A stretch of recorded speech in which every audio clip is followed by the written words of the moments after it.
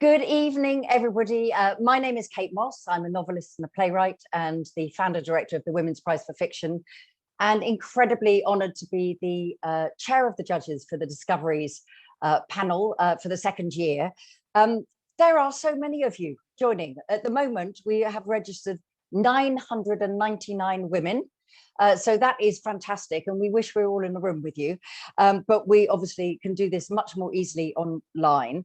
Now, we have an incredible evening lined up for you. We have some extraordinary speakers, but before I start, I'm just going to say a little bit about the Discoveries process. And Discoveries is, well, I'm going to say this, aren't I? A unique project, which is about trying to encourage and support women at the very beginning of their writing careers, whatever age they are, wherever they come from, whatever they're writing about. And you don't have to have finished a novel to enter Discoveries. You have to have 10,000 words that the panel will read. And this is really important because many of you will be writing on your own and you won't have anybody to talk to. And this is the point about Discoveries. It's not just about saying this book is great or this book could be great, but it's also about providing mentorship and advice. And if you go on the Curtis Brown website or the Women's Prize for Fiction website, you will see all the terms and conditions and all the things that you have to do to take part in it. But tonight, we have an amazing panel, which is going to, I hope, give you lots of tips, lots of advice, and give you the encouragement you need, because all of us, you know, I am a writer. I've been writing for a while, but I still sit here on my own at this desk thinking, is this any good? Who do I talk to about this? What's it like? So the only difference between all of you guys, you 999 of you, and all of us who are published is that we're published and you're not yet. Not yet, because that is the point of Discoveries, just saying that anybody who would like to write should have the support to see if they've got that story in them. So what I'm going to do now is ask the panel that we've got this evening to introduce themselves. And then I'm delighted to be saying that I'm going to be talking to Niloufar Tabatabai, who is one of the shortlisted authors for the very first Discoveries last year. And she is going to talk about what it was like for her, give you some tips about how to get in front of the judges, and we'll just hear where her work progress is going. So before I ask the panel to introduce themselves, just a couple of housekeeping rules, if you don't mind. It's very exciting that there are so many people, but quite a few people really don't like to be visible in this. So could we please ask you, do tweet about this and certainly get the word out to anybody who might, any woman who's writing who might want to be part of Discoveries. But could we ask you please not to screenshot and send pictures out on social media, because some people feel quite uncomfortable about that. If you don't mind, that would be great. Secondly, we have some amazing, here they all are, pages of brilliant questions. So don't start asking questions now. If you could just leave it for a while, but at 8:15, so the last 15 minutes, we will open the Q&A function. And at that moment, from 8:15 onwards, if there are any questions that have not been answered, we will look at then. But if you send them in now, we're not going to see them. So if you just bear with us, and if there's anything just at the last moment that hasn't been answered, we can do that. So without any further ado, please may I ask my glamorous and beautiful and brilliant panel to introduce themselves. Natalie. Thank you, Kate. Hi, everyone. Yes, so my name is Natalie, and I am an literary agent at Curtis Brown. I've been at Curtis Brown for 2 months. I previously was a publisher. I specialised in commercial nonfiction. I've worked for 3 of the big publishing houses, and the bookseller described me as a brand publishing wizard, which basically means, I think, yes, that I take people from across the world of entertainment and bring them to the world of books. So at Curtis Brown now, I represent David Harewood, and Selene Henry, who's just embarked on writing for children, which is terrifically exciting. I am also, and I have to say this really, I am apparently the only literary agent operating in Wales. So I'm from Newport. I'm in Newport now. in my, yes, a salubrious office. But yes, so that's quite exciting. I'm Deputy Chair of Literature Wales, and also advisory board member for Creative Access, which I'm very passionate about. So that's me. That's brilliant, Natalie. Thank you very much. And I think that's fantastic. You're in Wales. I'm looking at all the places that people are dialing in from. So you've got a lot of women behind you in Wales. I've seen. You can see they're all here. On the messages, which is fab. Fantastic. Irenosen, you're one of the judges this year, and it's a great pleasure to have you here. So could you just give a little introduction to yourself? Thank you so much, Kate. I'm delighted to join you all. I'm Irenosen Okojie. I'm a novelist and short story writer. I have 3 books out. I can't believe I'm saying that, but yes, 3 books, 1 novel and 2 short story collections. And I guess I would say I write experimental, fantastical fictions that centers Black narratives and Black women in particular, and characters on the cusp of some sort of change, which I find really exciting to sort of mine and explore. I've been writing since I was 8 years old. I love it. It's like my favorite space to go to, because it means I can let my imagination fly. I also work in the arts as a project manager. I've been working in the arts for about 7 years now. So that's been really wonderful and has given me lots of fodder for exciting, interesting stories. And I'm currently vice chair at the Royal Society of Literature. And I should proudly say that I was awarded an MBE for services to literature this year. So good stuff. Good things have been happening. And I'm really happy to be here. You see, and this project is a partnership between the Women's Prize for Fiction Trust, between Curtis Brown and Curtis Brown Creative, and it's powered by Audible. And we have judges of the quality of you. So that is fantastic. Oh, no, what can we say? What can we say? And then our final panelist is Abby. Abby, do you want to introduce yourself? Hi everyone, I'm Abby. So I'm Senior Manager at Curtis Brown Creative, which is a creative writing school, and the only creative writing school to be run by a literary agency, offering courses for writers online everywhere, and we also run courses in London. So my job, alongside all our courses team, is keep the courses running, both in terms of our longer selective courses that are 3 months and 6 months long, and our shorter online courses that are open to all. And I work closely with our students and the agents at Curtis Brown, like Natalie. Before joining CBC, I was working as an editor of commercial fiction at Niloufar Book Group and Hodder and HarperCollins. As a passion project, I also run a publishing platform for women writers. And as an editor, the part of the job that I really loved the most was working really closely with authors on their manuscripts and seeing their stories develop before sending them out into the world. And it was really that kind of led me here to Curtis Brown Creative. I just wanted to get in on the action earlier in the process, really. Well, that is fantastic. And we've got some amazing questions. And I think everybody who's listening can hear that they're going to get some extremely good advice. The key thing that all of you who are watching this need to know is that literary agents and publishers need you.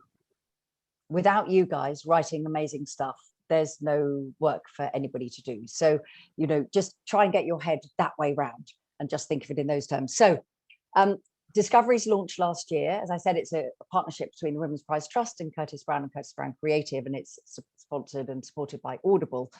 And one of the amazing and beautiful beginning of books, shall we say, that we read last year was Nilly's book, Say My Name. Now, I was the chair of judges last year, and I've got my notes here. You can't see them, Lily, but they what we said was that it was genuinely a new voice. There was this beautiful conceit at the heart of it. The idea of the lead character's name is always being mispronounced. It means butterfly in Farsi.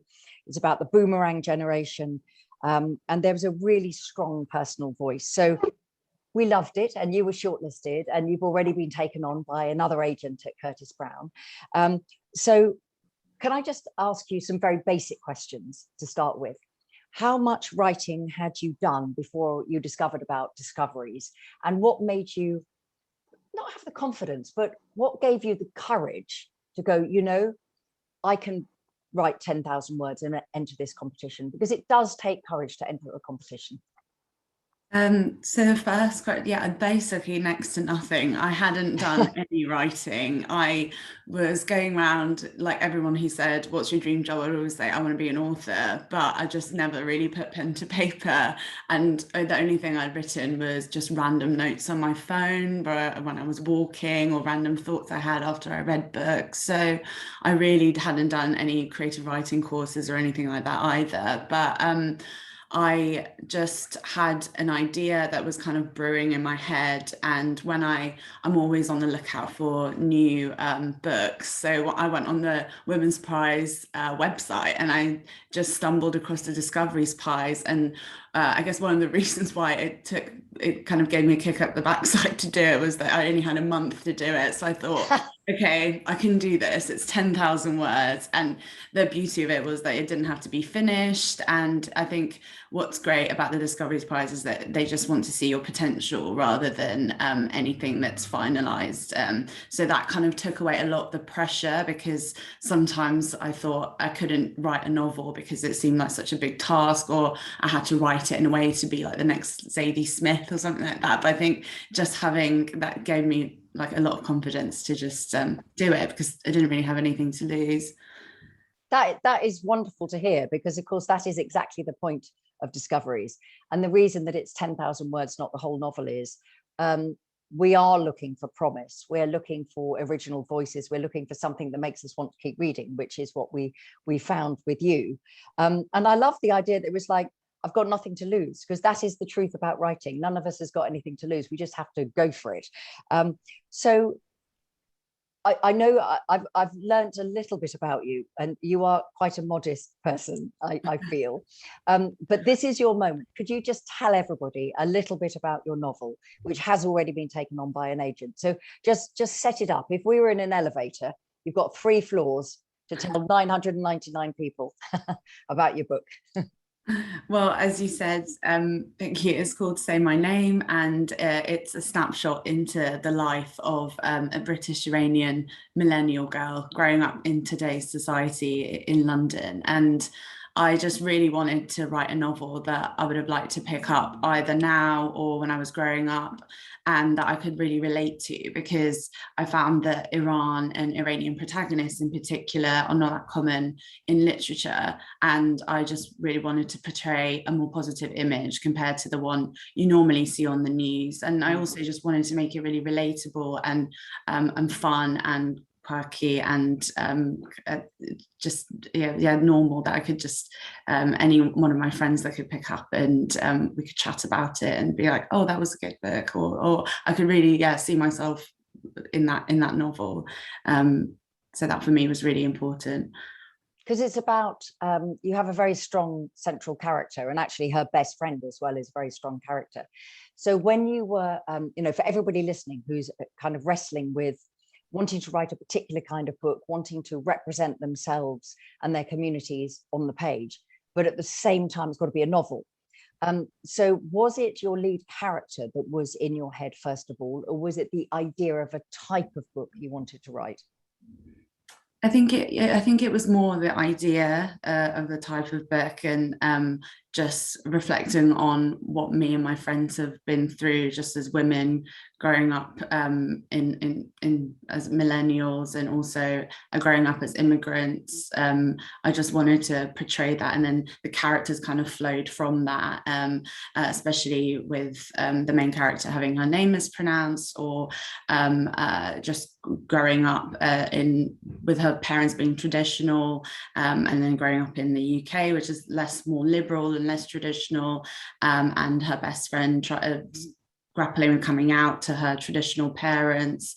So it was all these different ideas that I had, that me and my friends are going through currently. So there's nothing that's out of the ordinary, but I just wanted to put that on paper in a way that was relatable, because I think the beauty of books is that you pick up a book and you read it and you think, oh, I'm not really alone, you know, other people are going through this. So I just wanted to write something, similar. And that's what kind of made it a lot more manageable for me, rather than thinking it was this like massive mammoth task of like, I had to like write something that was like Charles Dickens or something. So it was, He was doing the same. He was writing stuff that was related. That's the truth, exactly. It's a classic now, but at the time that he was writing what he saw around him and that he didn't feel was on the page. So you're in a fine tradition already. So when you got the call or the email, actually I don't know whether you got a call or an email, but when the word came that you had been shortlisted, what has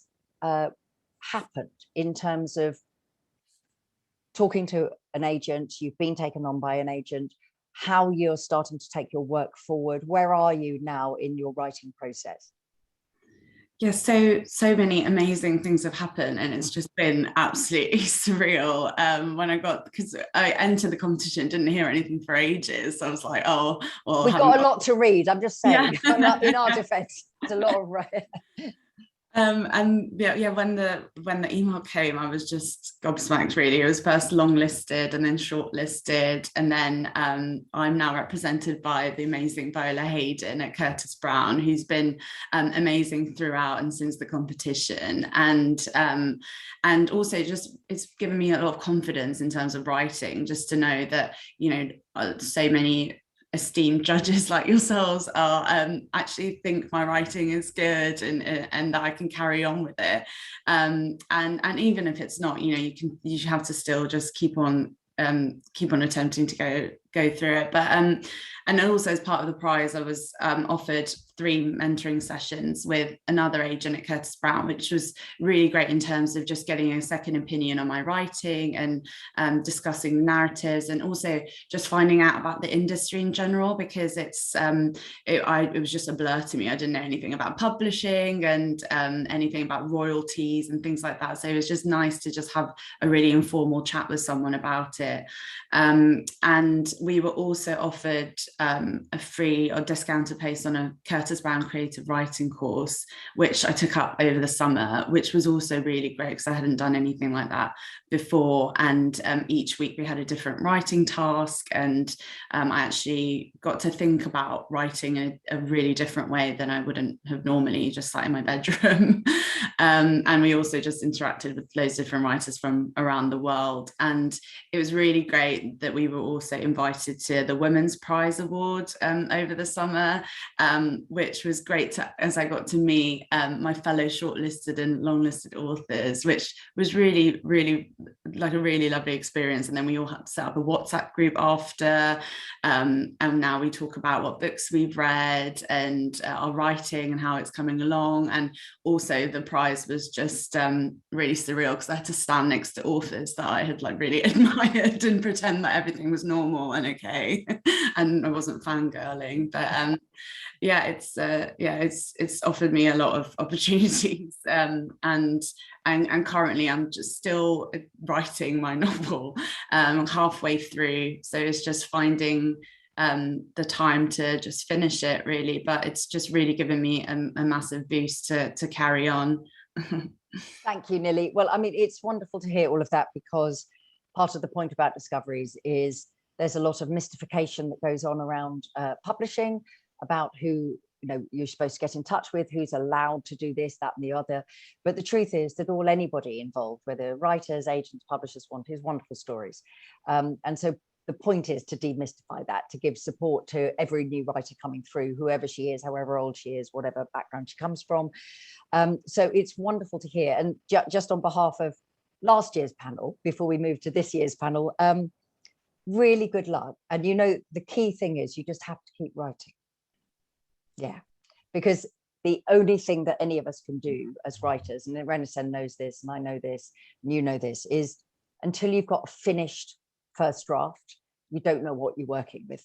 It's like, it's like trying to paint the house before you've got the roof on. So really good luck with that. And I know that everybody is going to be listening out for Say My Name, and hopefully it'll be entered for the Women's Prize in a couple of years' time. So thank you so much for joining us. And don't go away, but you can join in and just be part of things. But I hope everybody listening is being inspired to have the courage that Nili had to enter. And it doesn't matter how long you've got, longer than Nili had. She only had a month when she noticed it. You've got a couple of months, because the closing date is the 17th of January, ladies. So you've got plenty of time now. So Nili, thank you very much indeed. Thank you so much. Thanks. It's a pleasure. Thank you. Right. So we have got some incredible questions. And what I'm going to do now is simply go through some of the questions that you've all sent in. Natalie, Abby and Irenosen are going to answer them. I will chip in a little bit, and we're going to do as many as we can. There are a lot of questions and there's a lot of you. So I will try to get through as many as we can. Please don't be sad if it's not your question. Several of them are quite similar. So I'm just going to start plowing through now. So the very first question, and I think this is great, is kind of comes under the heading of motivation. And someone has said, how do you cope with self-criticism about your writing? And what would you say to someone who wants to enter Discoveries but had the negative voice saying, there's no point? Irenosen, you're a judge this year. You start off. That's a great one to start off with. Well, firstly, I'll say that critical voice never actually goes away, but you have to find a way of managing it. It's like managing another person or having a little devil on your shoulder. What I do is tell it to be quiet when I'm working, when I'm writing. I just say, look, I need to write right now, and you just need to be silent while I do this, while I enjoy my imagination. So finding a way to control it, I think, helps. But it's interesting because it's a balance as well. I think it also keeps you grounded, that critical voice. It stops you from being overly cocky, because it means that you're always trying to be aspirational with your writing. You're always trying to develop it. You're always trying to grow. So I think it functions on two levels. It's there, but you have to kind of rise above it so it doesn't cripple you. You don't want to get to the stage where you lose your excitement or your confidence for writing because that voice has taken over. So what you want to do is learn to kind of push it aside. And then it also keeps you grounded. So you're able to become confident. But you will talk to other writers, established writers, who will say to you, oh God, sometimes I still hear that voice. And I find that really quite encouraging. You were saying something similar earlier on. We all experience it. So don't in any way allow that to restrict you.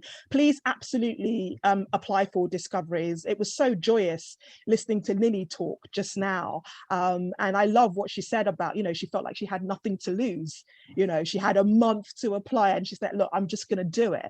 And you have to take that same attitude and just go for it, because this is a development program it's not looking for a full novel. It's looking for potential. We're looking for exciting, dynamic new voices. And you could be one of those. Don't deny yourself that opportunity. So I would really just encourage people to really just apply and go for it. And it's the wonderful phrase that I always have in the back of my mind from Samuel Beckett, which is try again, fail again, never mind, fail better. Because the essence of being a writer and an artist in any field is failure. We all learn from our failures. That's brilliant, Irenosen. Thank you so much. So next question is, and maybe this is something, Natalie, you could take. How can you tell if your idea for a novel is strong enough to develop? It's very daunting to think you could spend a year or more writing a novel only for the premise and concept not to be interesting enough. What would you say to that? Yeah, I mean, also just to pick up on what Irenosen was saying, the last point about the self-critical voice. I mean, one of the things I find particularly helpful on that is to just keep reading, is to read other people's work.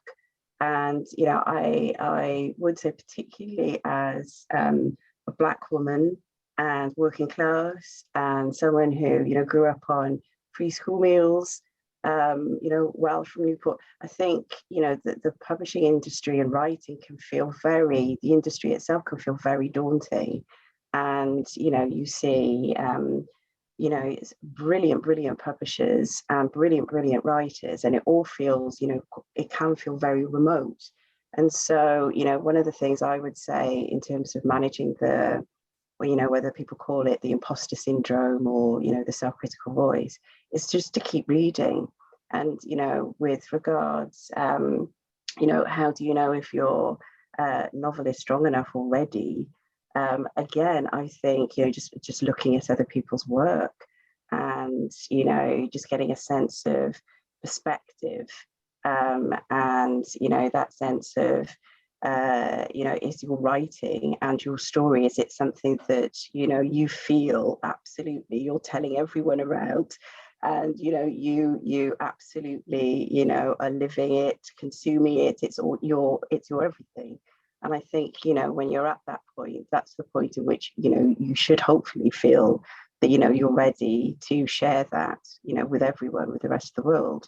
So that's what I would say on that. It can be so difficult, though, to know, you know, if your idea is the right one, you know. And I think, you know, certainly sharing your writing with others can certainly help with that. And it doesn't necessarily have to be an agent. And again, this comes back to the industry, you know, feeling it at times, you know, removed and remote. It doesn't have to be a literary agent. It could be a friend, you know, it could be a family member, you know, everyone reads. And so, you know, getting a perspective in that way could certainly help, I think, you know, build confidence in the strength of your own story and your own idea. So, I mean, yeah. And I don't know if Irenosen or Abby want to jump on this. The only thing I would also add to that is the books that really work are the ones that have integrity as themselves. They come from the inside out rather than the outside in. So if you care about your book, then it's worth writing it. You shouldn't be sitting outside thinking, is this going to be sold or whatever? That's not what makes a great book. You've got to just really want to do it. And then all of these things about marketing, whether it's the right idea or not, they come later. So that's the only thing I would say, is that you've got to want to do it, because as Irenosen knows, and Abby and Natalie know from the people that they look after, the writers they look after, we spend a long time with our books.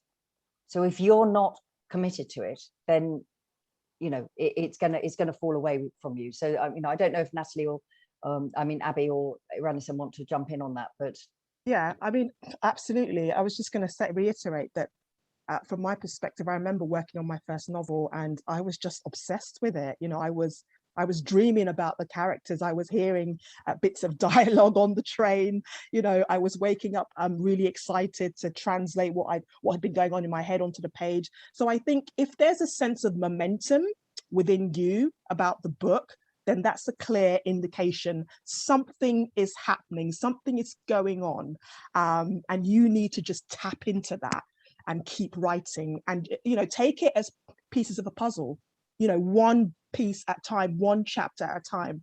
Try not to be intimidated by the overall picture, because that can sometimes throw people off. You know, they have the excitement for the idea and then they think, oh my God, how am I going to climb this mountain that I've decided to work on? So just break it down into little parts and find a way to really enjoy it and to really stay excited about it. And I love Natalie's tip actually about reading a lot to keep that momentum going as well. You know, if you keep reading, if you keep tapping into the worlds and minds of other writers, what they do is essentially give you blueprints for how it's done.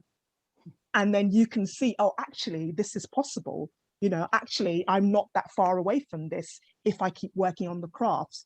So I think it's finding all these clever ways to keep staying excited about the work. You're going Absolutely. Yeah, and I would say on that, even though I was a publisher, now a literary agent, I once worked in a bookshop as well, but I do write. And so, you know, 10, 15 years ago, crikey, I did a creative writing course myself. And I have a book that's like under my mattress. And, you know, the whole imposter syndrome thing, because of, you know, my background where I grew up, it's like, a writer? What are you talking about? You're not going to be a writer. Don't be ridiculous. And so, you know, I still pick up other people's, you know, I read all the time. And that's a huge comfort to me. You know, I might write something and think, oh God, that's just complete rubbish. What are you doing? What are you saying? And then I'll read something, you know, that someone has written, and I'll come back to my work and I'm like, well, actually, it's not that bad. It's not that bad. It's okay. And so, you know, as I say, I find that enormously helpful. and particularly, you know, the sort of self-belief that you have a story in you to tell. You know, as you were saying, you know, Irenosen, that, you know, it has to consume you. And I do have that under my mattress. Excellent. So you're going to be entering discoveries as well. That's going to be possibly very complicated. Point, but I, as an older feminist, I just would like to say at this moment, women don't do this thing. You know, there was always that joke that that you ask a young man what he's doing, and he says, I'm a writer, and you discover that he's bought a laptop. And you ask a young woman what she's doing, and she says, oh, I'd like to write, and you discover she's written 3 novels, but they're not published yet. So women don't do this. Come on, be confident. So and you as well, I'll be watching out. So other than uniqueness of voice, what else makes a novel stand out for you, Abby? Oh, it's such a good question, isn't it? When you sort of think about it, how to put into words what makes a novel, what makes you want to keep reading. I think there's a lot to be said, thinking about, as an editor reading submissions, there's a lot to be said for feeling like it's something familiar to a point, but then there's something new or unexpected about what you're reading. I think I love that feeling where you're being led into a writer's world, kind of thinking, okay, so this is, you know, that kind of dark atmospheric crime novel. You kind of feel like you know where you are, but then there's like a quirk to the narrator's voice, or it's a setting you've never been in before. So just thinking of kind of like The Dry, things like that, where I love being transported to that sort of different setting that I'd personally not experienced before, of the outback in Australia. So for me, it's that kind of extra something, and it's so hard to put into words, but that's kind of one thing that stands out for me, and I think it's just also an annoying thing that I won't be able to put into better words, but that confidence of voice, feeling really like you're being like taken by the hand and led into the story.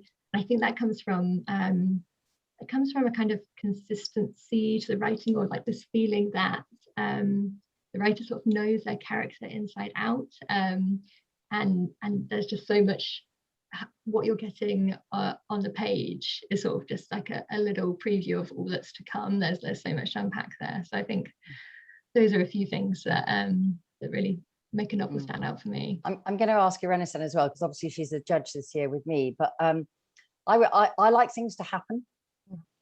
I think that one of the things that often is an issue for people at the beginning of their writing is that people are writing to discover who they think the character is or what the story is. There was a question that has popped up in the Q&A, which I was looking at, about saying you only have to enter 10,000 words, but you've got to provide a synopsis. And how does that work? Well, the issue is with writing is, does the author know where this story is going? Because sometimes at the very beginning, you read a huge amount of description and you're thinking, okay, that's the author pinning the world down for herself. But what's the story? What's actually going to happen in this novel? And so that is the point about the difference between the 10,000 words and the synopsis. And also, I think what makes a difference beyond individual voices. Do you feel that you want to keep turning the pages? Do you want to know what happens? Does this author have a story to tell me? And that's, I think, very important for me. Irenosen, what do you think? Because we've already had a preliminary meeting about what we're looking for. Yeah, absolutely. Well, you know, as we've said, a strong authorial voice is really important, but a trajectory as well. Like there have to be things happening, or a sense of things happening, a sense that, you know, the writer knows where the story is going, because you as the reader, you're being taken into this world. So you want to feel clear actually that this writer knows what they're doing. Me personally, I love boldness in the voice. So I'm looking for that. I'm also looking for some risk in the work. You know, how are you creating the world that you're introducing the reader to? Does it feel like I'm discovering something new while there is also a specificity of experience happening, you know, in that way? So I think it has to work on multiple levels, but there has to be some sort of excitement in the actual prose as well. I love prose that's electric. you know, where the quality of writing just, you know, you can't put it down because you want to know what happens. So for me, all of those ingredients are important, but, you know, it doesn't have to be, as we said, absolutely amazing, but it has to have that potential where you feel so excited to be in this reader's world. You know, you want to be immersed in it, you want to keep going, you want to keep turning the pages, and that's so important. If I get to page 4 and I'm still like, I'm not sure about this, that's an issue for me, you know. So yeah. So strong start. So another question is, are there any common mistakes that entrants make, or things that make you cringe on a first reading? That's a bit harsh. But Abby, I mean, I know you're not a judge, but I mean, you are judging submissions all the time. So yeah, I agree. Cringe is a bit harsh, and I feel like it's very rare that an actual cringe happens. But I'd say, to pick up on that point about synopses, there is often, and this is kind of more of a boring practical thing, but there is often the case where you're reading kind of a really strong compelling scene, a really strong voice, like you say, something really bold, but then you sort of turn to the synopsis and it doesn't really sufficiently tell us what the story of the novel is. You can't really work out where it's heading next. And then sometimes I think the opposite can be true, and the synopsis sets up something really engaging and sort of introduces you to all these interesting characters, but then the material is like kind of strangely introducing us to characters perhaps, or events that aren't mentioned in the synopsis. And I think there's lots of reasons why that might be, so I understand why it happens that way. You know, you might have this prologue and it's kind of setting up something that's all to come later in the story, but it does, I think it makes it hard for us to then, for someone reading that, to see what the story will be like in action. So I think like a good tip is making sure your synopsis and your story and the material you're sending are really like linking up in a way that makes sense to someone who's completely new to it, just to stand yourself in the best stead, really. Yeah, and I would also say that both on the Curtis Brown Creative website and Curtis Brown website and the Women's Prize for Fiction website, there's a lot of advice on how to write a synopsis, what it means, all of these things. And there's a question that's come in from Alison about synopsis giving away the ending. Within this competition, everybody's a professional. Everybody's here as a woman who wants to support other women. So the idea that you wouldn't give all the information you need, you know, just give us all the information that we need. So we need to know where this story's going, because actually it's really hard to finish a novel. You know, that's the thing. There are lots of great ideas, but writing the whole novel is difficult. So, you know, all of the information is on the website. So do go there and just check it out. And I think that would be quite helpful for everybody. So that I'm going to quickly answer this very lovely question from Tracy saying, are we doing discoveries for men? No, we're not. What are some of the most common opener cliches that you encounter? Alternatively, are there any formulas that really work for you, even if they are, well, a little formulaic? What do you think, Natalie, on that? I've seemed to be sent a lot of proposals, sample synopses that start with, hello, my name is. And I'm not quite sure what that's about, as in, okay, I've got the synopsis, I get it, but as an opener, it's a little bit cliche, I have to say. But on the point of what I'm looking for, though, I really love books that tell me something, novels that tell me something about the human condition. And whether that is, you know, it could be, I've got a couple here, you know, it could be a relationship, you know, thinking one day, it could be, you know, orange is not the only fruit, sexuality. It could be The Book of Night Women, you know, Marlon James, which I have to say, as a, you know, book that I could not put down. I mean, I couldn't put it down because, you know, coming back to Ireneson's point about boldness, it was just so arresting. I'd never read anything like it. And at the same time, I felt like I was learning too. And so about a period of history that is just completely undocumented, as we know. from the women, Black women, who were enslaved. And so I just found that so completely arresting, you know, as an idea and the delivery of it. And so that's what I'm looking for in fiction. And, you know, to come back to the point about cliches, yes, you know, I mean, they are quite obvious things, you know, we talk a lot about, you know, showing, not telling. So, you know, to avoid, you know, some of that, you know, it doesn't have to be, you don't have to literally, you know, tell the reader exactly what's going on in the room as it's happening. You know, you can allude to certain things and allow the reader space to draw their own conclusions, you know, about your story and about the characters. One thing we haven't talked about in terms of, you know, a real driver of you know, what engages readers, what engages me, is characters and characterization, and, you know, falling in love with characters too, which, you know, you do as a reader.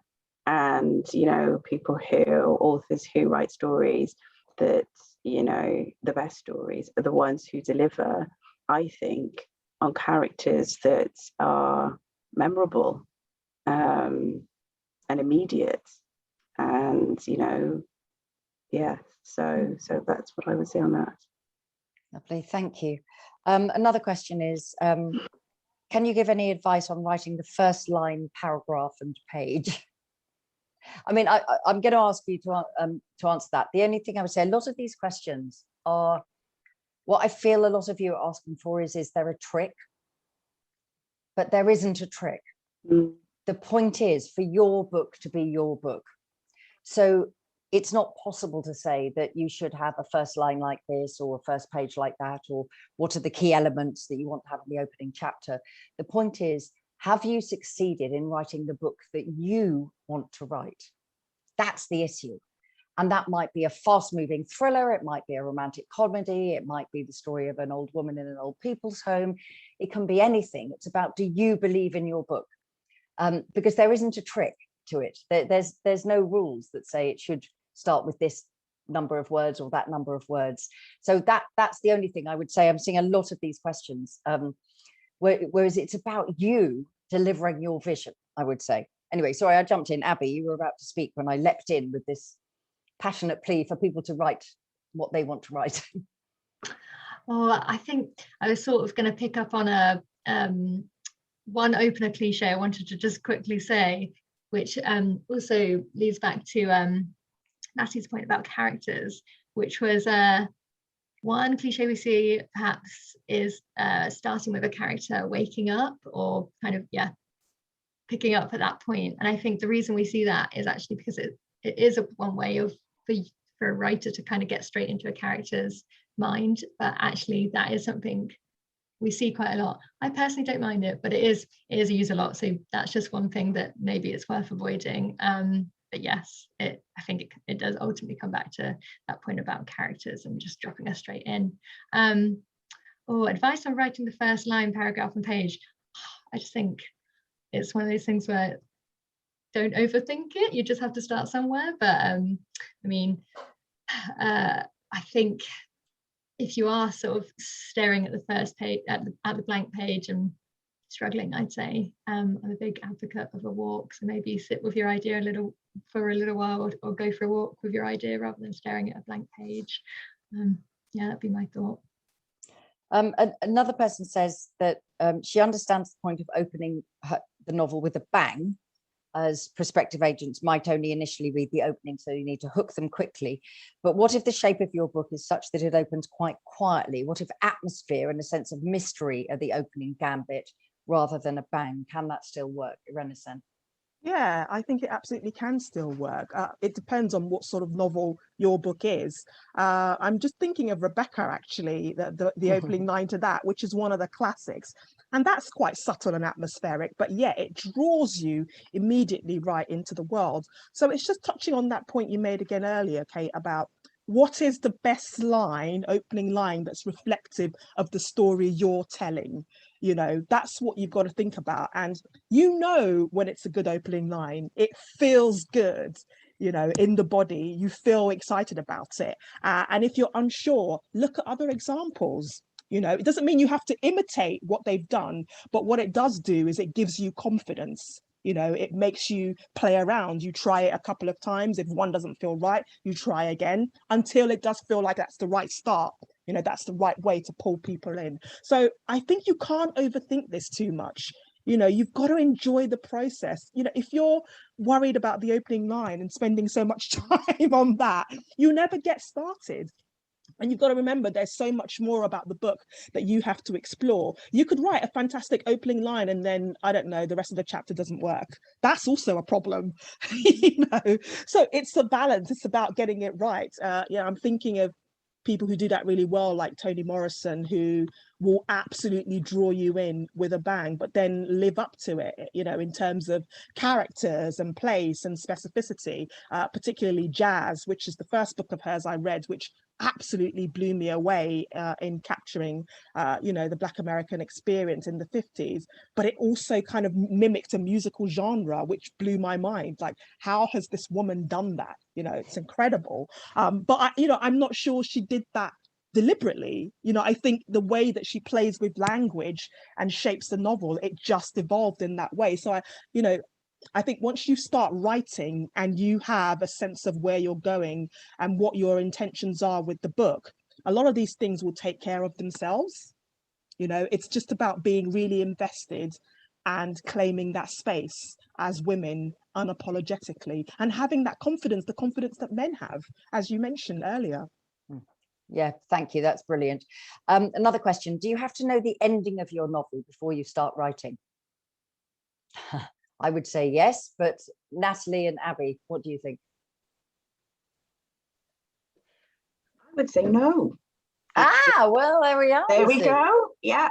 I think that it's important to have your big idea, your story. You know, when we were talking about, I think you said, Irenosen, it's obsessing you. And if you have a story like that, then getting, you know, bogged down in, it's not minutiae, but, you know, the first line, what it, you know, should be, and so on. And as you said, Kate, you know, there is no trick. And there's no trick because, you know, ideally you have your big idea, you have your story, and it's burning and you've got to get it out in some way. And so I would say that, you know, if you're not completely certain where it's going to end, is that so important? Can you go on the journey? Can you write as you go along, you know, and get that story out of you and down onto paper, and then just see where that leads you? So I think it's so important to have, you know, the story or characters, you know, so you've got to have something to say. And that's the one thing that, you know, whether it's fiction or non-fiction, that I certainly see people sending me things or people I'm talking to, and I'm like, what are you trying to say here? And I think that's so important. So yes, I would say no on the ending. Yes. And that's where a good agent might come in to help you get to the end. Yeah, Abby. Yeah.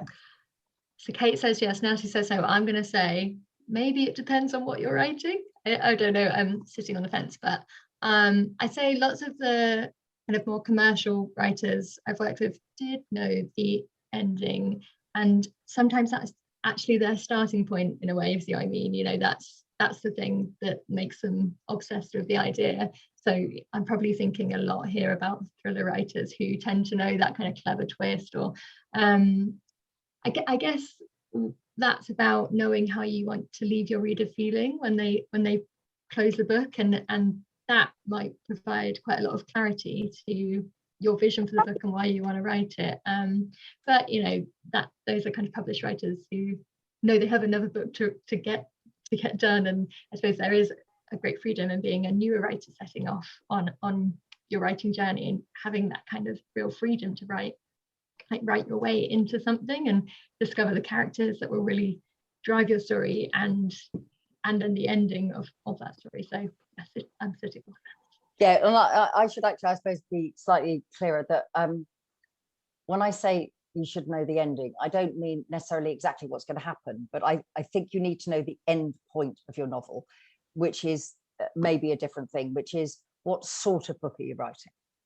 Yeah, that's the thing, really. Yeah. I suppose I mean that, really, that, you know, I have essentially the architecture of a novel. You know, I write big historical fiction and I write ghost stories, and with the big historical fiction, I know the sort of book it's going to be, and I know the period of history it's going to cover, and I know that my characters are going to be imagined characters in front of the backdrop of real history. I don't know what's going to happen when I start writing, but I do know the shape of the novel. That's the thing. Yeah, which is a slightly different thing. Yeah, someone has just messaged here about some books not having particularly likable characters in them, but they're memorable characters. So that's what I also mean about what you're looking for in a book. That obviously it's a strong story, it's the plot, it's a hook, but it's also characters that are either memorable for whatever reason, whether they're good, bad, whatever. Yes. And also likable, again, it's a really important thing for women, that women are required to be nice.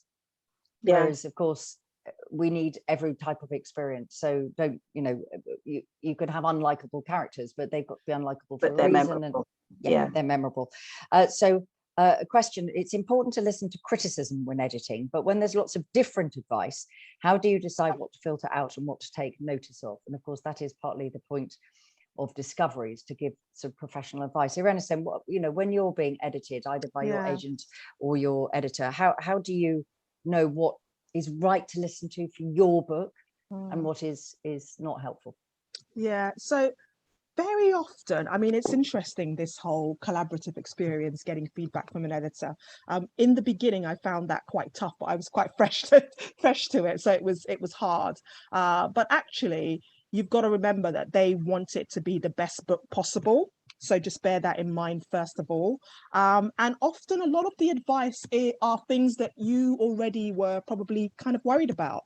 I found that actually, that a lot of the stuff my editor has fed back, it was sort of niggling away at me in the background, but I wasn't quite confident enough to go, right, I definitely need to go in that direction. So it's just having somebody with a fresh set of eyes saying, look, these are the things that you need to work on. This is what's strong and what's great about it, but this is what you need to do in order to improve the novel. And there are things that you will want to hold on to, so you have to be prepared to justify why those aspects need to stay in the book. You know, if it's to add to the overall strength of the novel, I would say you can fight for those things. But if it's not, you know, if it can go, let it go. Let it go so it can be a better book. Don't be too precious about that kind of stuff. You know, it's not wasted. Everything you write is not wasted, because it's all about getting to that gold, you know, and it's all in you. But you've got to be able to take good advice on, and you've got to be able to listen. There's nothing worse for an editor than having a writer who is just not interested in actually getting feedback or being edited properly. And actually your work suffers as a result if you don't learn that practice as soon as possible. So I would say, think about the things that you were worried about, maybe make a list of them, and then when you get the feedback, compare and contrast that list, and you will often find actually there's some crossover. You know, you go, oh, okay, she mentioned about the dialogue being a bit dead in that section, and I thought that, but I thought I would just leave that in. You know, so there are things that you will recognize that they feed back to you. So yeah, that's my tip for the editing process. Yeah. And of course, that's Samuel Johnson, very famously, "Kill your darlings," and also channeled by the great Beryl Bainbridge. Can I just remind everybody that I will be looking in the Q&A box, but if you've got questions, they need to be in the Q&A box. So that's where I'm going to be looking. So if you have got a question, put it in there, not the chat, because the chat's kind of for all of you guys to talk to each other. So another very good question: what do you do to keep the voice energy and rhythm consistent through a long project or a novel? Maybe I'll start with that while you're thinking, obviously, because I write really long novels. I think that the key thing is that's coming out of a lot of these questions is the difference between writing a first draft and then editing, working on a second draft and a third draft. So what I would suggest to everybody listening is get your first draft down. I think it was you, Irenosen, maybe you said it earlier, or maybe it was you, Natalie. Don't overthink things. Get your first draft down. A lot of these questions about what genre people should write in, or what it should be this or that, the other. Get down the book you want to write. Then start to ask yourself questions about, does this work? Doesn't that, does this bit need rewriting? Does this need to go? All of those things. It's so important to understand that editing is what makes it a good writer. It's the going back to the work.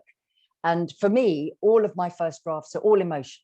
I just sit at this desk and I go, okay, let's see where this book is going to go.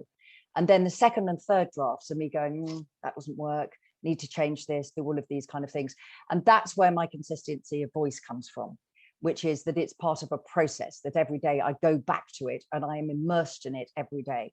And some people have different writing patterns. I write every day, but then I'm very fortunate now to be a full-time writer, so I can.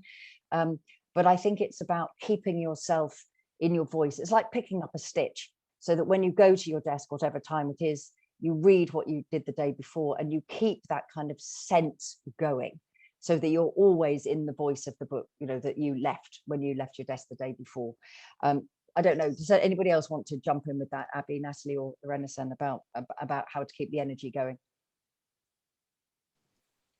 Yeah, it's just to pick up on what you've already said, really. I tend to write that first draft purely on instincts. I will know the end point, but I won't know the middle. And for me, that keeps it really exciting. It means that, you leave room for things to surprise you as a writer. And I personally need that. I don't want to know everything that happens. Otherwise, it's a bit, I don't know, it's a bit prescriptive. So I think it's important to leave, room and space for flexibility.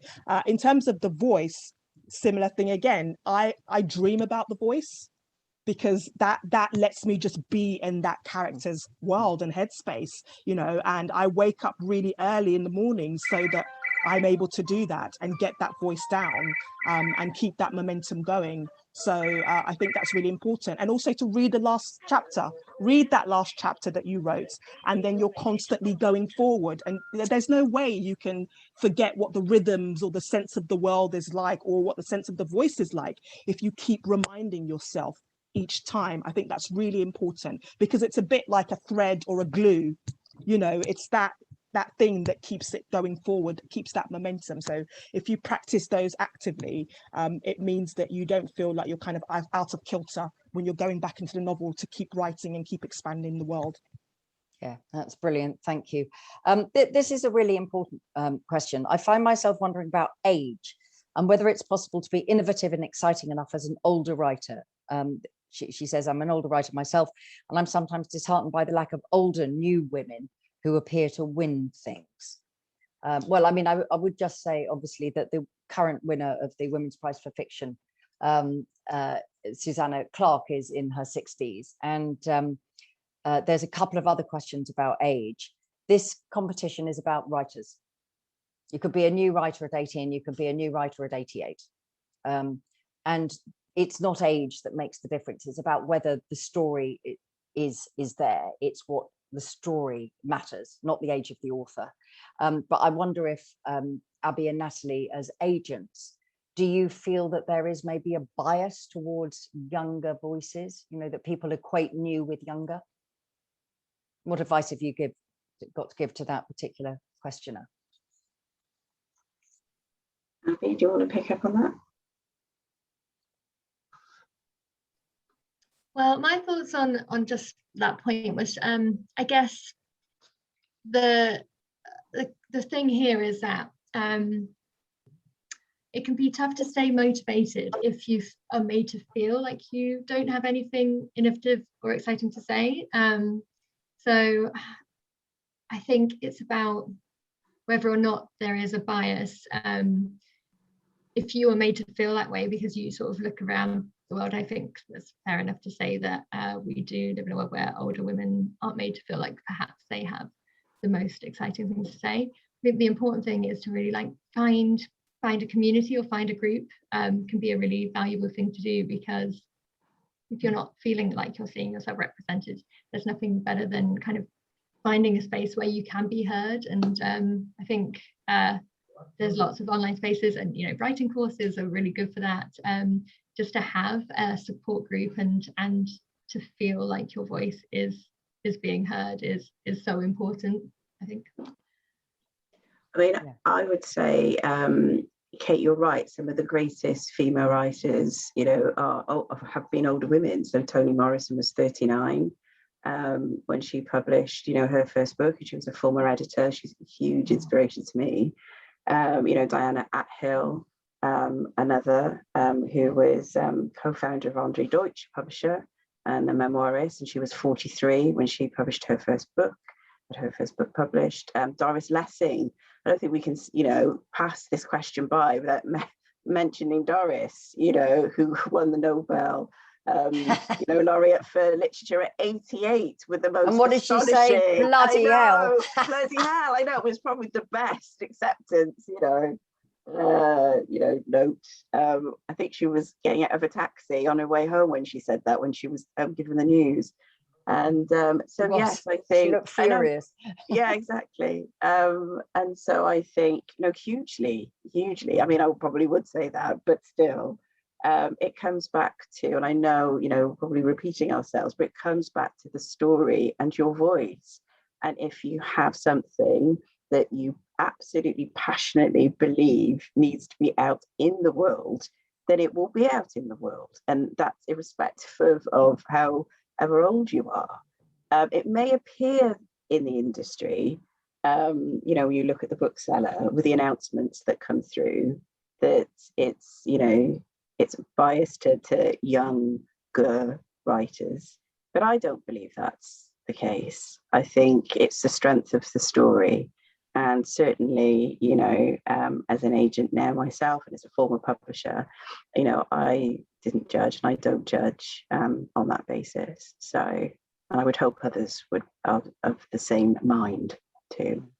Yeah. So, yeah. And it comes. Go ahead. Sorry, just to add to that, I think I would be remiss not to mention the wonderful Bernadino Varisto, as an example of having success as an older woman writer. Somebody who's been producing radical books for a long time, sort of in the margins, and really wasn't getting the sort of recognition that she deserved, but was also incredibly passionate about building that sense of community that you mentioned, Abby, and being able to draw strength from that, being able to encourage other writers in a way, who went on to have great success. But then we saw what happened with Girl, Woman, Other.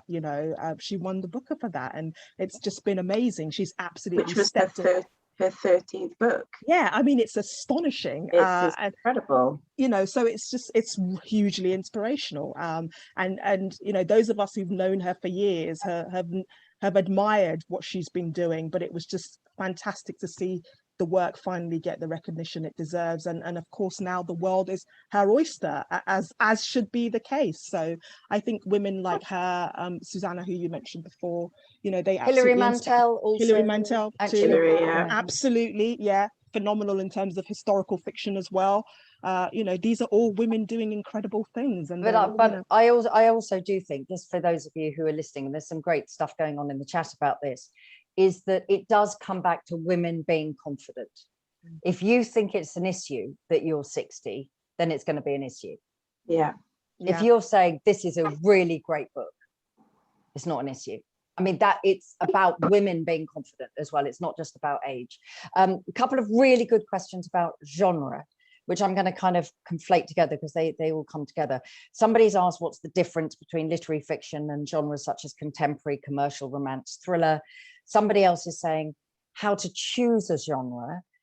Someone who's enjoyed a variety of novels, but she's finding it hard to decide where to, how to place herself, I suppose. And then somebody else is saying, what are we as judges looking for? We're looking for particular genres. And then a final one in this area, and I think we can scoop it all up together, is what's the line between adult fiction and young adult fiction, YA as it's known?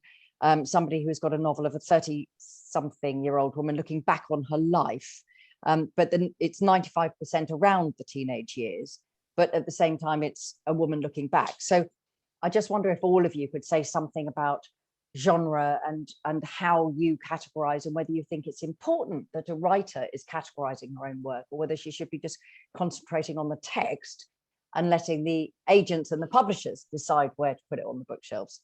What do you think? I really think you should just worry about the idea and just be excited about, you know, getting your writing to a certain level and enjoying that experience. Because if you start getting bogged down in genre and audience and market and all these other things that are really sort of industry focused, I think you lose sight of what's important.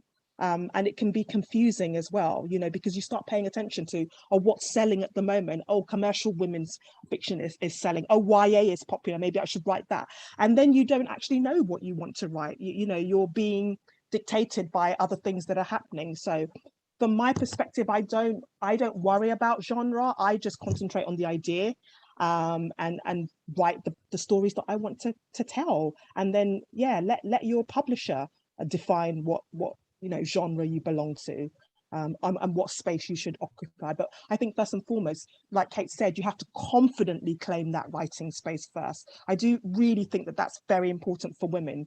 It's just to claim that space and say, well, actually my voice deserves to be heard. You know, I have interesting things that I want to share with the world, and I think this story from this angle is something fresh and dynamic. You know, that should be the thing that you worry about.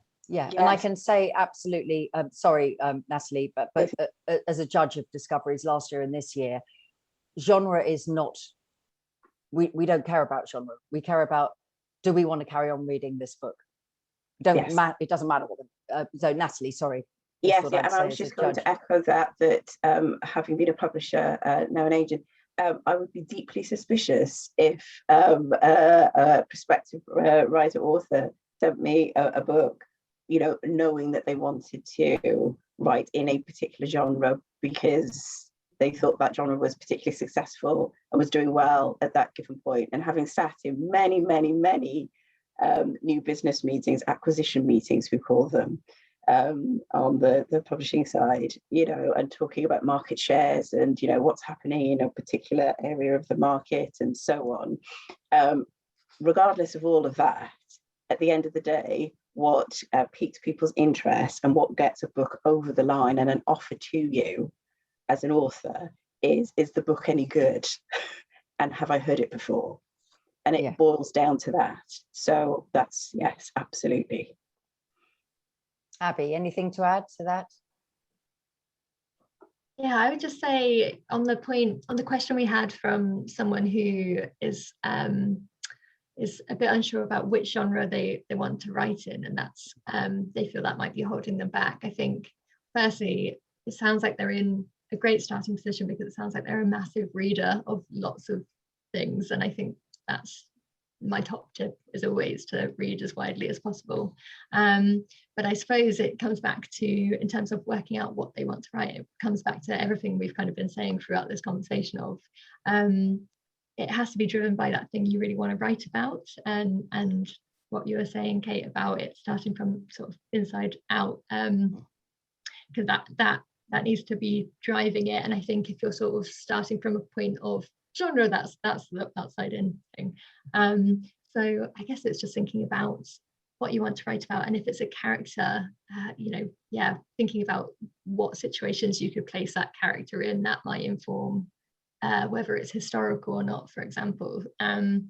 So just on that point of that question, that's what I'd say. But I do feel for the writers who we do see a lot of writers on our courses get sort of tying themselves up in knots a bit because of trying to fit in a genre, and sometimes trying to kind of make up a genre that fits what they're writing. So just to really echo everything Natalie and Irenosen said, of the most important thing is to kind of write what you want to write. And I would balance that with it is useful to, I think, from my perspective, to have a sort of broad awareness of where your book would roughly sit, you know, on a shelf, in a bookshop, for when you get to that point of talking about your book to others, because there is that point where you have to you know, as Nilly did earlier, brilliantly giving us her elevator pitch. So having a broad understanding of genre to a point is helpful, and there's different ways you can look at it. So if you are really stuck on what genre it is, try and think about other books that, you know, you really admire and that you feel that your book would sit alongside in some regards, and it could just be an element, it could just be the structure or the character, or just taking something to kind of give it a bit of context and framework. That can be really helpful when and give you that added confidence when talking about your book to others, because even though it's really horrible and hard to talk about what you're writing. I think there is a difference between writing to genre, which I think the question was kind of implying, and knowing what genre your book that you have written, the story that you've told is. I think there is a difference. And I would say also on the question of the YA, it's not the age of the protagonist that matters, it's about who the reader is in that. So a YA book is intended for readers of that age, regardless of the age of the protagonist. And a novel that it isn't intended for YA could absolutely have a child protagonist or a 16 or 18-year-old, it doesn't matter.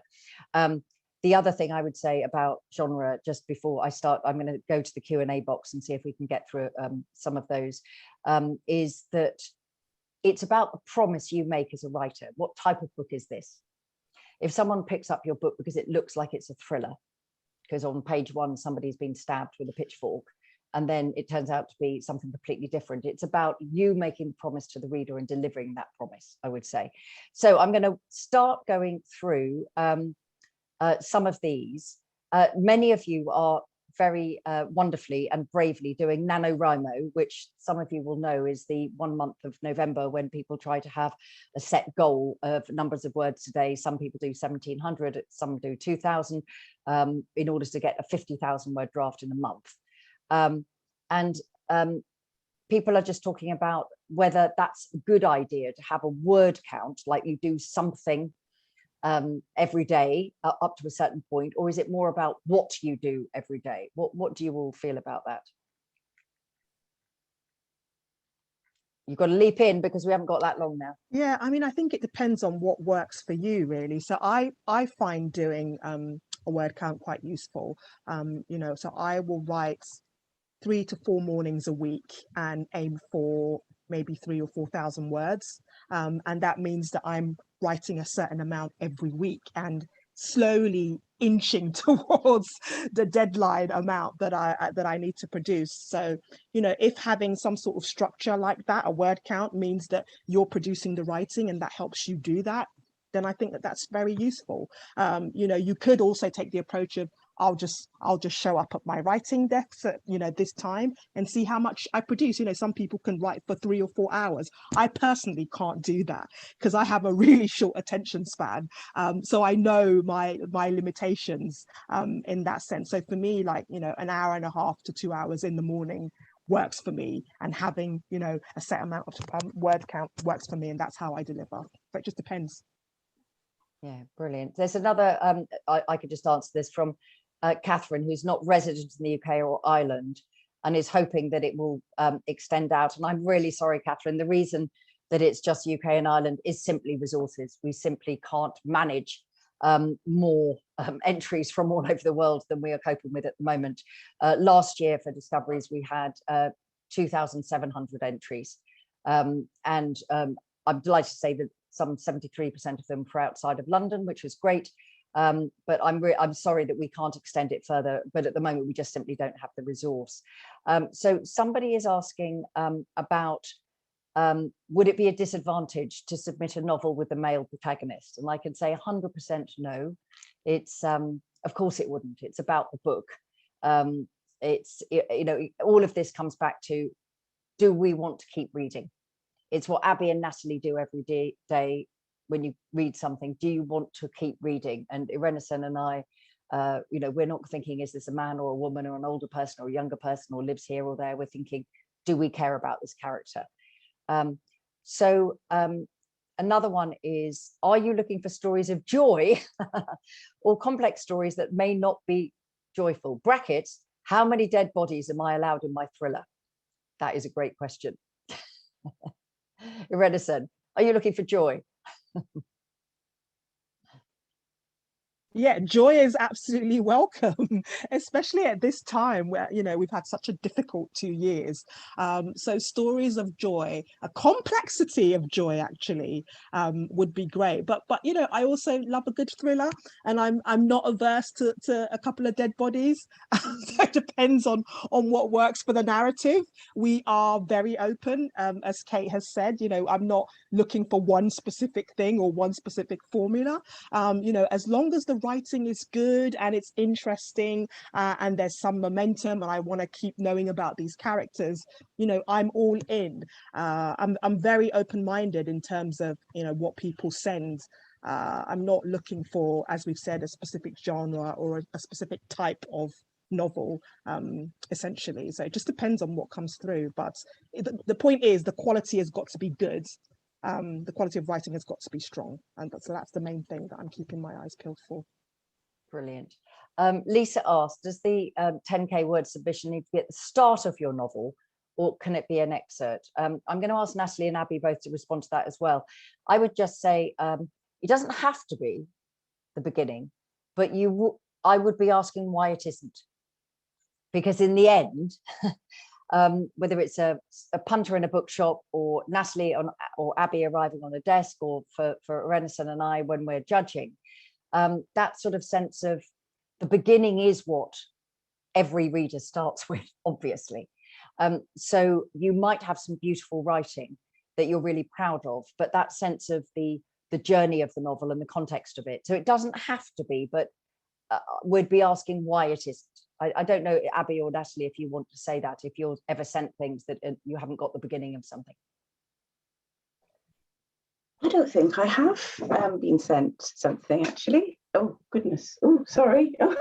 How exciting. I know. I just switched my very lights dramatic. off. There's a story happening there. What's going Story on? happening there. I know. The lights have all gone out. It's the beginning of a novel. If I get any novels Oh, that she's left start the with screen as well. literary agent vanishing in the middle of a masterclass, mistress class, as we call them, I'm afraid. It's a mystery. Mystery. Switch the light off. Sorry about that. No, I don't think I've actually been sent anything that hasn't been the start of the book. So No. yes, the lady vanishes. Lady vanishes. Okay. This is a really interesting one from someone anonymous, saying, while it says that any genre can be submitted, from looking at past winners, well, there's only one winner so far. It seems that favoured books about the human condition theme, immigration, civil rights, etc. Can a novel be fun, entertaining fiction, which also touches on elements of geopolitics? And I think she's worried that it sounds like there is a genre preference. There really isn't a genre preference. There really, really isn't. If you looked at all the work that we were sent, and then you looked at what we chose, it was just that we chose the 16 on the long list, the 6 on the short list, and then a winner that we felt were the most likely to be novels that would be fulfilled. And so it is entirely about what is entered. And I am, you know, I write historical fiction and ghost stories, and I'm in the more commercial end of the market, and I am looking for those kind of things. Irenosen is a wonderfully brilliant and experimental writer, as well as a great storyteller, so might have a different taste. There are 5 judges, and we all have a different taste. So there genuinely isn't a genre preference. I'm a big fan of thrillers, and detective stories. So I obviously cleave to that more than I might to, say, science fiction, which is not so much my thing. Other people love science fiction. So if you actually look at the long list, it was a very varied bunch. It's only the second year, so obviously there's only 16 authors to choose from, but I think they're quite varied. So please don't feel that we are prejudiced or biased against particular areas, because we genuinely are not. Question from Katie Smart, who's been very active, I think, in the chat box, which is lovely. And it's just vanished. What happens if you have lots of little ideas but not one big idea? Should you just start writing and see what happens? Abby. Well, it sounds like that's sort of what Lily did. You know, she was sort of talking about how she was writing from experiences from her life and from her friends' lives. So I think that's a valid place to start writing, and kind of, it might be that you kind of start writing from that point, and then maybe go back and kind of shape it and mold it a bit more before you submit. But I think the only way to kind of find out which idea is the one that you really want to pursue is to kind of start with it. So I guess you've got lots of little ideas, which one do you want to grab and kind of run with? Probably go from there. Another question is, given the unique nature of Discovery's competition and many beginners applying without having spent extensive time editing, I wonder what judges are most excited by when they say we're looking for potential, the plot, characters, or fantastic writers writing. Irenosen. Yeah, just something really compelling from my perspective, something with a lot of potential. So the writing is strong, the idea is interesting enough to me to feel like that the novel, there's much more to come from the novel, and a sense of trajectory. You know, is there a shape to this work? If there's nothing happening, and like you said earlier, Kate, there's like lots of descriptions but nothing really going on, that's a problem. So I would steer clear of submissions like that. I want a plot. I want a story that I can just kind of hang on to, and then I want to know what happens, you know, beyond the 10,000 words. So those are the key elements for me. Yes, and I'm going to ask Abby and Natalie, even though they're not judges, they're as I said, they're making these judgments all the time. I would say, for me, the biggest thing was we had such a huge range of submissions last year. Some in areas that I've read a lot of, some quite new type of voices to me. But for me, it was absolutely, do I want to know? Do I care about this character and this story? Really straight, that's it really. So some of them were set in the 15th century, some were set in the future, some were very much coming of age stories, some were immigration stories and the problems of being caught between dual nationalities. Others were, I mean, there was one that was a really kind of sciencey, you know, completely different type of environment and world, which wouldn't normally be the sort of book I would pick up. But with every single one of those books on the long list, I thought, oh, I'd like to know what happens to that character. I'd like to know what happens with that story. So I think that is the key thing, because several of you are saying things like, is a prologue a good idea if the beginning's a bit slow? Now, I love a prologue, as any of you who've read my books will know. I always have a prologue. But the prologue should not be there because you think you're beginning slow. If you're beginning slow, sort it out. You know, work it out. It can be gentle and opening quietly and sensitive. It doesn't have to be a wham bam enormous thing happens, car chase in the first chapter. But if you think the beginning's a bit slow, then it probably a reader is going to as well. I don't know if Natalie or Abby want to jump in on that. Yes, I mean, for me, it's have I read this before? Because you can imagine how much I've been sent over the years. And the compelling nature of the story and the freshness of voice. We've talked a lot about characters, characterization, but really it comes back to, for me, wow, I've never read anything like this. I'm working with someone at the moment who it's fiction, and it's, yeah, I've just not read or heard a story quite like it. And that's what I'm looking for. I'm looking for that jolt of, oh, wow, gosh, because, you know, as an agent, you know, you have to advocate, you know, for your author, and you have to have that energy, and you have to have that passion and that excitement. And if I don't feel that from the story, then, you know, how can I be a good agent? So that's what I'm looking for every time, every single time. Yeah, absolutely. There's another question here about tense, which is interesting.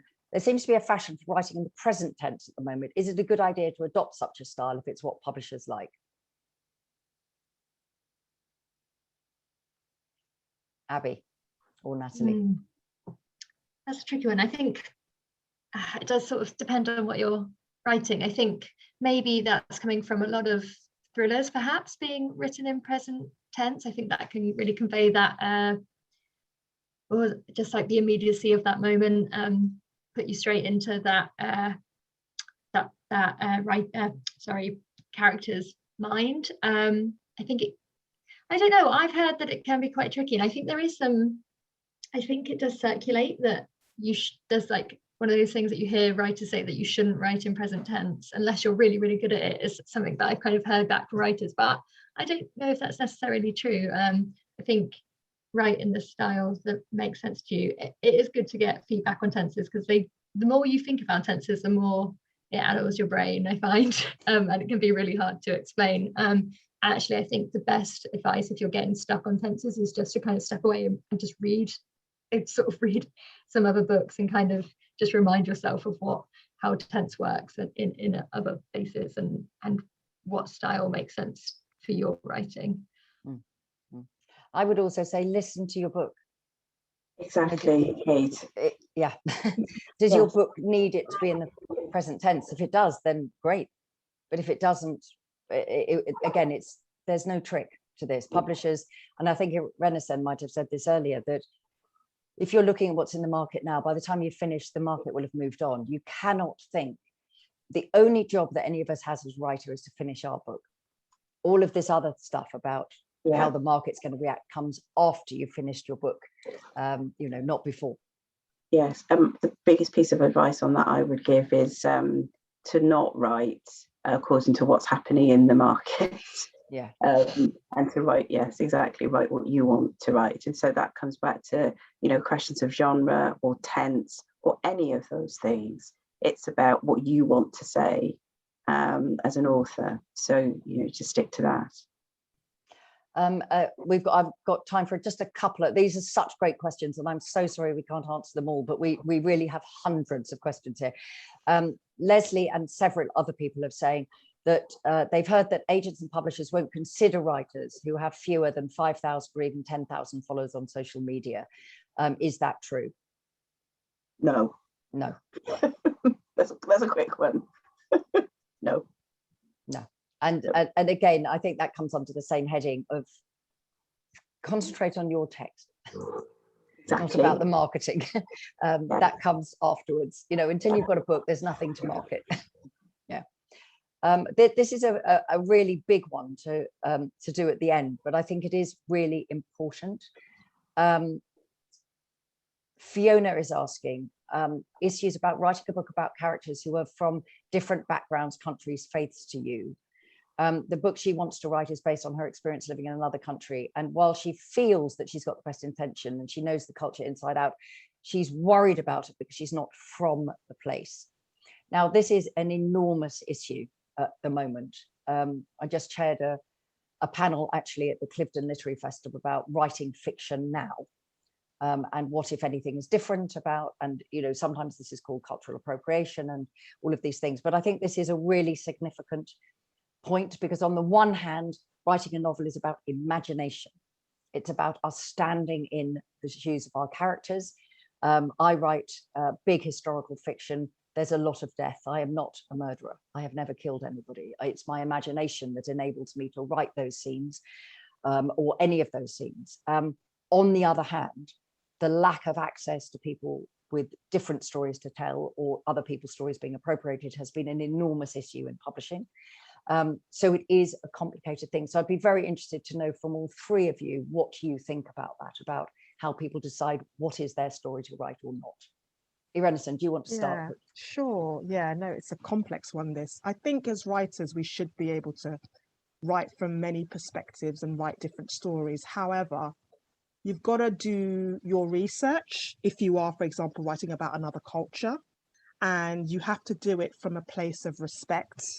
So, check that there's nothing offensive if you've written a book that focuses on, you know, somebody from another country or another culture, you know, if possible, get somebody from that perspective to feedback on the book, because then at least you are doing that work of making sure, actually, am I being sensitive here, you know, to this story and to this perspective? Am I doing it justice? Am I making this character as rich and as complex as possible, and giving this person dimension? So, you know, you've got to manage it carefully, I think. I would shrink from saying that, you know, you shouldn't write certain stories, and of course cultural appropriation is a real issue. You know, we do need to see more stories from you know, people from BAME communities. That's really, really important. We do need those voices out there as well, so it's important to have more of those stories coming from those communities. But if you are, you know, I had a conversation, for example, with a woman who turned up to one of my events, and she, a white woman, an English woman, and she had lived in Nigeria, lived in Lagos for a while, and you know, she wanted to write about that experience, but the way she talked about living in Africa and, you know, talking about what Lagos was like at the time, there was such specificity to it. It was coming from a real place of respect. So you know, I encouraged her. I said, listen, you know, you sound really passionate about this story, and it's an interesting perspective, you know, you living in Lagos in the 50s and what that would have been like, you know. So write the book, but obviously, you know, if you're writing characters of color within that, inevitably she would be, you know, do it respectfully. So yeah, that's my take on that whole situation. And I massively, you know, echo what Irenosen has said. The key word in all of this is respect. So, you know, there was a huge amount of controversy recently. We know it was names particularly, but, you know, the book American Dirt, for example, and how it was published, and others. And I think, you know, obviously that the publishing industry has functioned for hundreds of years, you know, publishing books and stories from perspectives that aren't necessarily the author's own. And I've certainly, you know, edited people who, you know, are from completely different backgrounds, perspectives to mine, and published their books, and I hope published them successfully. And so, you know, the key thing in all of this is respect and also sensitivity. I am at the moment hugely concerned, and possibly will, you know, keyboard warrior style, write a piece about this, you know, the rise of sensitivity reads and sensitivity readers, because I'm concerned that, you know, we're potentially looking at a whole cottage industry of people who, like myself, you know, perceived as other, who are then supporting the work of publishers who, you know, are not necessarily hiring diversely enough, and publishing diversely enough, and are supporting their industry by doing this. So I give one example, which is the comedian Alan Carr, who I commissioned and edited years ago. And, you know, we sold lots and lots of books. You know, I edited his book. I'm a black woman and he's a white gay man. You know, we somehow managed to make it work through respect and sensitivity.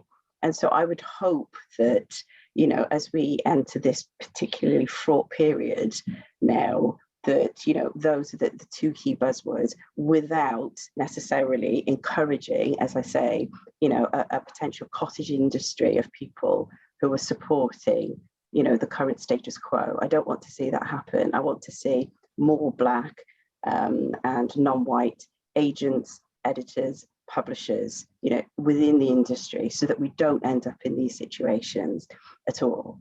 And authors, you know, writing what they want to write, which is, you know, the fundamental point in all of this, is that, you know, as we've talked about, you know, this entire evening, it's about the story, you know, it's about what you have to say. So yes, so that's my point on that. Brilliant. Abby, do you have a final word on anything? I don't think I can add much more there. I think everything Natalie was saying and the rest in there is obviously great advice, and just that point of, if you've got to the point of kind of thinking about your characters and that it could be a potential issue, then definitely go further and kind of and research and think about it more. I think that's the responsibility, is to go further than just that point of thinking, oh, it might be something I need to think about further. Yeah, because as authors, we have to write outside of our experience. But I think the writer Kit Duvall had a wonderful phrases, don't dip your pen in other people's pain. And I thought that was a very brilliant way of putting that. That was quite a serious question to finish on, but I think a really important one. I'm afraid we've run out of time, and this hour and a half has gone so super fast. A couple of things. Firstly, I would just like to say to all of you who've been chatting to each other, I am really thrilled to see the incredibly supportive atmosphere that you, the audience, have created amongst yourselves, supporting each other. And I think that is fantastic, because everything about the Women's Prize, and obviously about Discoveries, is about women standing next to other women and supporting them, and everybody's voice. And so that's wonderful to see that. All the rules and regs are on the website. I completely understand the frustration of people outside the UK and Ireland who would love to enter and can't. I am really sorry. It is very straightforward resourcing. And I also understand there's been a couple of questions about YA.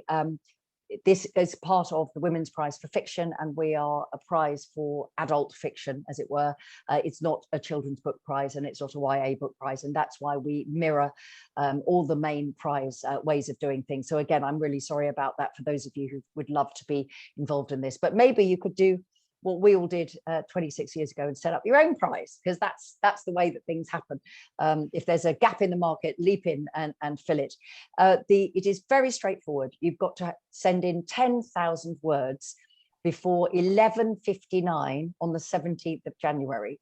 That is, it's just before midnight is the cutoff. It doesn't matter if you've written the whole book, but it's 10,000 words. Everything on the Women's Prize for Fiction website and on the Curtis Brown and CB Creative website is there, and people will answer your questions if it's not clear, but hopefully you'll find that the FAQs are very clear for everybody. The most important thing is to say good luck. We genuinely, all of us, Abby and Natalie in their jobs, and Irenosen and I as judges, taking a break from our day jobs, we are really keen to read lovely new work from women of all ages, from all parts of the country, writing about absolutely anything. It genuinely can be science fiction, domestic fiction, thrillers, historical fiction, literary fiction. It doesn't matter. Just write the book that you feel you've got in you to write, and send us the first 10,000 words, and we will be really thrilled to read it. So that's it, folks. We've gone over slightly, but that's the joy of Zoom.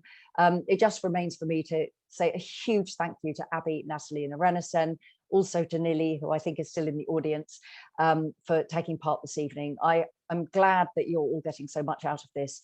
And whatever you do, keep reading and keep writing, because you know what? Why shouldn't it be you?